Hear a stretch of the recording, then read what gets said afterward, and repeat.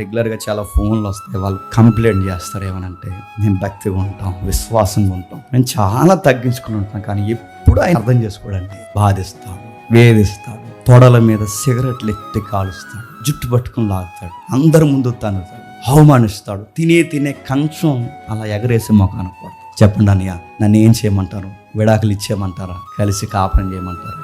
అడిగే ప్రతి తల్లికి బైబిల్ చెప్తుంది, విడాకులు ఇవ్వడానికి లోకం చట్టం ఉందేమో కానీ విడాకులు ఇవ్వడానికి బైబిల్ చట్టం ఒప్పుకోదు.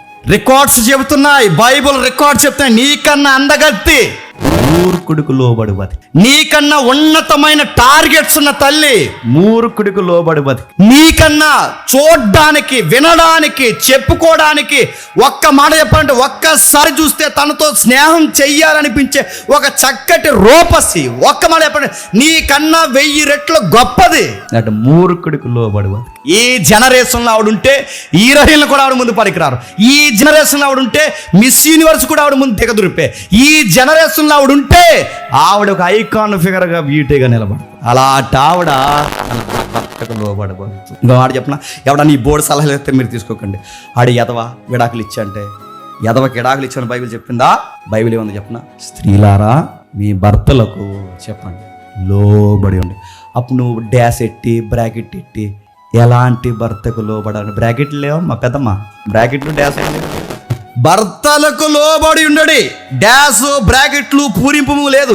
భర్తకు లోబడి అంటే ఎలాంటి భర్త? ఎలాంటి భర్త అయినా.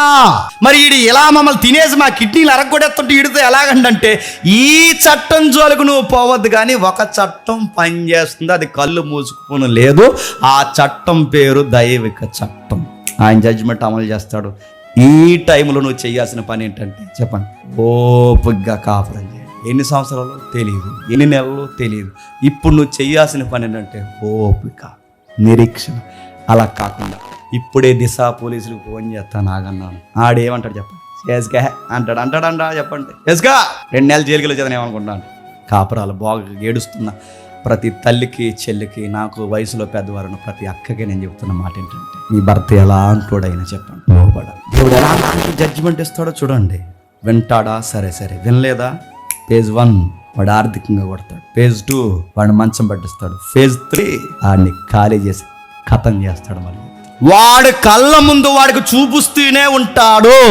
నువ్వు చెయ్యాల్సిన పని, దేవుడు నీ చేపట్టుకుని నీ పక్షాన నిలబడాలి అంటే నువ్వు చేసిన పని ఎంత అందమైన, ఎంత సుందరమైన, ఎంత చదువున్న దానివైనా, ఎంత గొప్ప విశాల హృదయం కలిగిన దానివైనా ఒకరిని చేసుకున్నావుగా, ఆ చేసుకున్న వాడికి నువ్వు లోబడాల్సిందే.